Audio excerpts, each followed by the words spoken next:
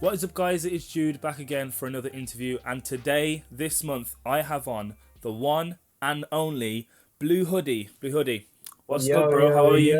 What's What's good? up? Yeah, man, been good and all of that. You know, How are living you, life at man? the moment. Um, just been working 24/7 at the moment, bro. Like, Mm. I'm active this year, so trying to stay active. That's No girls this year. that's good to hear. That's good to hear. So I know that you focus and dabble in a lot of rap, a lot of drill, a lot of grime. So I want to know, how did you actually get into the rap game? So basically, when I was about 12 years old, 13 years old, it'll be very weird how this all starts off. Basically, the first ever like proper rapper I got into was Lil Uzi Vert and Lil Mm. Skies. Oh, okay. That was the first two, and obviously obviously back in them days, like you saw like Lil Uzi with Exo Tour Life, you seen Skies with Red Roses nowadays. Then Mm. further beyond the year, like I got into more rap stuff, and then obviously that's when Juice WRLD like came out of nowhere, and obviously All Yeah, Girls Are the yeah. Same, Lucid Dreams, and then ever since I just didn't listen to rap. And then obviously what got me into making music was basically them, like Lil Uzi and Lil Skies and Juice WRLD and all of that. It was only recently that I've been listening to like grime. I've been listening to a lot of Diggity, Central C, Mm. um, Russ Millions. I think that's how you say his name. I Um, think so. Yeah. uh, but yeah, man, that's how I got into rap basically, bro. That's nice, man. And I like how you have such a plethora of different artists that you really like. But I want you now to pin it down to one song to each artist that you like. So, which song inspired you from Lil Uzi Vert? Which song inspired you from Russ? Like, which one? Which ones would they be? So basically, Lil Uzi was extra tour. Like I remember back in 2017. Like, I think it was, no, it was 2018 I found out about Uzi actually. I remember my boy, like, just sending me the song. He was like, yo, you need to listen to this, like, this is like song of the century. And obviously, I was Mm. like, what are you chatting? And anyways, I checked it out and I was like, yo, like, I had it on repeat for the whole week. Like, that was all I was listening to, X at all, like, for the whole week, bro. And then obviously, with Skies, Ah, there's so many songs of Skies. I'm a big Little Skies fan, more than Easy. Mm. Yeah. Um, what's my favorite song from Skies? I think the one that stands out to me from Skies the most, Mm. and it would be very like underrated, like an underrated statement. I think it's got to be Magic by Little Skies. Russ Millions. I like 630 by Russ. That's a Mm. sick song. Digga D. I'm stuck with two songs for Biggie D. It's either Yeah. Shot the F Up and what was that other one? TLC. TLC. So that's my two songs from Biggie D. Central C, well, there's so many songs from Central C, bro. Like Central C has such an array of songs. Like, man's yeah, talented. exactly. The Like guy's talented, man. when someone says, "Yo, what's your favorite song from Central C?" You're just gonna That's a say it's their difficult one to catalog. choose. My favorite has got to be, and this is another underrated statement. You know that mixtape Mm. Madness he did? I think so. Yeah. Yeah, the one I think it was on Link. I don't even know what channel it was on, but I like that one because he killed it with that one. I actually like that one. Mm. I like how you went such in deep dive, deep depth with that. I really like the way you think with that. Now, alongside your rapping, I want to know: do you dabble in anything else? Do you like any spoken word? Do you like any song? Do you like singing, or do you just like to do things hobby wise, or do you just focus on just rapping? The last few years, I spent just rapping. I weren't getting a job or anything. I tried getting myself into a job, but obviously, me being me, I kind of messed it up for myself. Mm. Um, but recently, obviously, I work at Ray Sessions in Coventry. Shout out Ray Studio, shout out Mike Ray. Um, basically, I've been working there lately. So I've got like money on the side for when I do studio because I'm an engineer as well. Oh, So nice. I'm a mixing engineer and a rapper. But recently, like very recently, I've been getting into like I wanna start doing drop shipping and that. drop shipping. Think so, yeah. So I wanna get into that because obviously there's money to be made there, Mm. and I would love to like just do that and be financially stable so I can get more music videos and all that basically. That's a good plan. Hobby That's a good plan, wise, man. hobby wise, I don't really have any hobbies. I'm gonna be Mm. real. I'm a boring person. Like when someone asks me what's my hobby, I'll be like music. That's a hobby, though. That's a good Yeah, hobby. yeah, It's a yeah, yeah, hobby. yeah. Yeah. It is a good one, but imagine Mm. like, so say for example, yeah, a girl comes up to you, they already know you're a rapper, be like, oh, what other hobbies do you have? I'm like, music, music, music. Shows you're a grafter. It shows you're a grafter at the end of the day. And I know now that you grafted your way all the way to the Godiva Festival on the Resonate stage, which is how we met as well. Oh, that was so So, it, bro. That whole day. The thing is, I look back on it though, and I was like, if only I had my new stuff that I've been releasing mm, lately at that stage then, because it would have been a whole different ball game. Like, yeah. because obviously I don't like my own music. All the songs that I performed on that stage, I don't like. Really? Yeah, one of the songs called "Let the Smoke Go," the last song that I performed with Daniel Yeah. Bedora. I don't like that song for several reasons now. One, Oh. because it's like now I'm listening to it, the lyrics were a bit like, um, plus I made that song in 15 minutes. I didn't even write Mm. it. I was going off top. I was just like, I was punching in. I was just saying anything. Like that's what I used to do with my songs. I used to just punch in and not even like think about the context or anything. I used to say anything I write. But nowadays, I write, um, I make it make sense. I'm still learning to this day how to make a song make sense and Yeah. like keep to the topic of the song.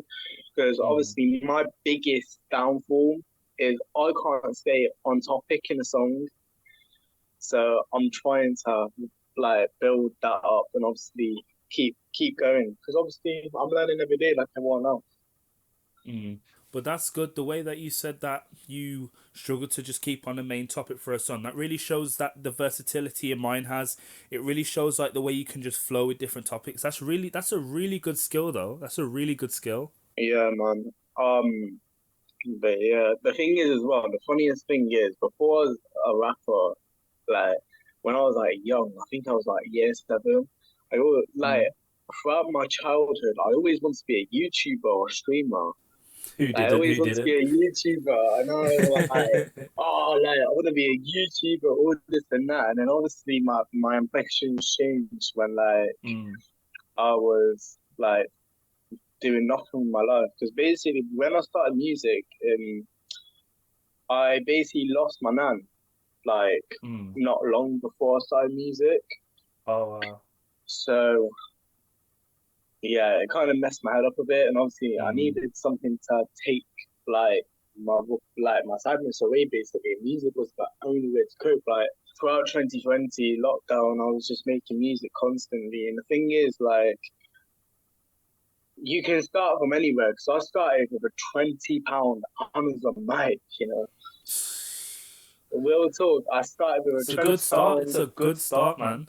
Yeah, I started with a £20 mic. I was in year 10, I believe, Mm. back then. So like, I went in school at the time because obviously COVID happened, Yeah. and obviously we were just bad time then. But yeah, man, that's basically what happened. That's how music came about. I started with a twenty Mm. pound microphone. None of them songs are ever gonna get heard unless obviously my old friends have the song still. But Yeah. the thing is as well, I want to just shout out someone Yeah. at Do it. Do school. it. Do it, man. At school, Colin Brown, I had as a music teacher. He showed me how to stay on beat. He showed me how to write verses. So, like for example, when you're writing a verse, with the Mm. third sentence, it don't have to rhyme unless you want it to. Like, Yeah. so obviously you rhyme with everything, don't you? But like, if you hear like the third sentence of every single verse, like Mm. it don't have to rhyme. So that's what he also taught me. But if it wasn't for him, I wouldn't even feel anything to be fair. Like, I remember, Mm. like, I went into school and all I wanted to do was just go in that studio. I wouldn't go to my lessons. I wouldn't go to my maths. I wouldn't go to my English. I was legit so like, yo, I want to go into the studio right now. And obviously, Mm, I used to bring my laptop to school and everything. I used to bring my that's laptop and be like, amazing. yo, I'm making music. Bro. Like, I remember when we were doing music as well, like there was a lot of written work. I didn't do it at Mm. all. I was like, it got to the point where they blackmailed me into doing the written work, otherwise I wouldn't be allowed to use the studio. But it was like one of them. Yeah. So it's funny, No. man. Now, with that, and you making music in school and you making music outside of school, I know that you focus a lot on drill. Now, I want to know, outside of drill, do you have three other favorite genres that you have? At the moment, obviously, at the moment, my main focus is still because that's what I've been getting into a lot recently. But what is it? I like anything. I'm versatile. Like you can give me like what is it? You can give me a melodic beat or like what is it like? It could be a Like a Kanye West lo-fi type beat. beat. Yeah. Yeah, like it could be anything, and I'll get on it. Like I've done lo-fi before. I've done melodic. I've done grime. I've done drill. Like I've done rock before as well. So Oh. that was fun. That was fun to experiment with. Like I've done Hmm. everything basically, and I'm still being versatile to this day. Like I'm very versatile when it comes to making music. That's the best thing to do. That is fully the best thing to do because once again, it just shows musicians and creatives and rappers and singers we have such a vast mindset. We have such a versatile mindset to just change what we can because we're just no bias or anything. Us creators and musicians, we're the best. You know what? I'm humble with myself. I don't ever think I'm the best at anything. To be fair, like Mm, if I have a mindset where I'm like, oh, I'm the best at this, I will never improve because I'm thinking yeah, in my head that oh, I'm best at this. I don't need to improve this and further because obviously it blocks out the mindset of yeah. like oh, if you think you're the best, you're not going to be able to get like improvement and all that. So that's why I just like, what is it? I always have that mindset of, yeah, it's good and it's better than Mm. anything that I made, but I can do better. Oh, that's good. That's a good take on that. And now I'm now thinking of goats of music. I'm now thinking of those guys of music. And with those goats and with those guys, who are three artists you'd love to collab with? So Yo, can it be cover artists? it can be anybody, anybody. Okay, I'm gonna mention cover artists because to be fair, I don't have no celebrity that I actually want to work with. Really? Like I don't know how. The thing is, yeah, like I love listening to the song in that, but like you know when Yeah. they say once you meet your idols, you regret it. Yeah. I don't want to be like that, you know. I don't want to meet my That's fair idol. enough. I don't want to meet my idol. So cover is who I want to work with. Wizzy's got to be up there.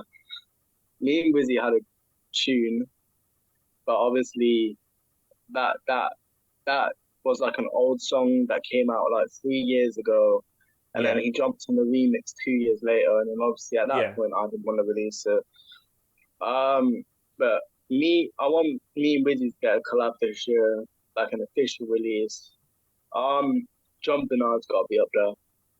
Me and John have been talking about it for years, and it's got to happen this year. Um, so many people I do want to collab with. You know who I respect at the moment? It's Who's got to it? be Mike Gray. Mike Gray, because Mm. you hear the lyrics and that actually like not just relatable, but like he speaks a lot of positive stuff. So like Mm. I like to hear that. So Mike Gray would be another person I want to work with as well. That's And good. then That's a a bonus one. I want to work with Feisty again. Me and Feisty had a song called Different Mode, but obviously I took it down like last year mainly because I wanted to rebrand myself. But yeah. with my new style, I want me and Feisty to work together. Me like Feisty's a sister to me, so shout out Feisty.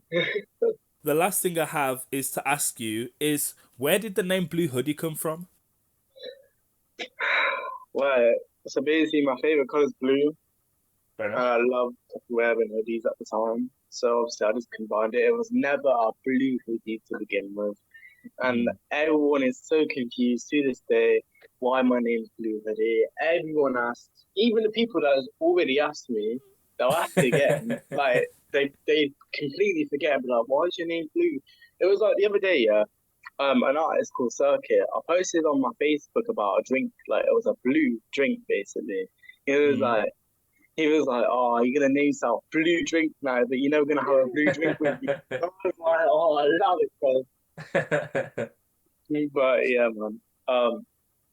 That's where the name came from, and obviously, it wasn't supposed to be a name that was permanent, Mm. but I kind of ran with it like a few months, and I was like, for a few months, and then like I was like, you know what? A lot of people now know me as Blue Hoodie. It makes no sense to me to change my name now. It's That's true. like, and plus Blue Hoodie's kind of grown on me. It's like obviously people outside of the music scene knows me as Justin. The people who are known in the music scene are and in the music scene knows me as Blue Hoodie. So it's like I Mm. play two characters basically this way. Like when I'm at home or I'm with friends, obviously I'm me, I'm Justin. But Mm. obviously when I'm around people or I'm at a festival, I'm Blue Hoodie. So it's like Mm. And that's good. It switches you into the mindset of I'm gonna be the best artist I can be. I'm gonna do the best I can as an artist. I like that. I really, really like that. yeah, I don't. I always try and be my best. Obviously, I make some downfalls sometimes. Obviously, we all make mistakes and that, but I always try to learn from my mistakes after, and I also just try and stay out of beef and all that as well because it's long, That's man. good. It's That's good. long. That's good. All right, Blue Hoodie, thank you so much for joining me here today. It's been such a wonderful, amazing experience to talk to you. Now, lastly, do you have any socials you want to shout out?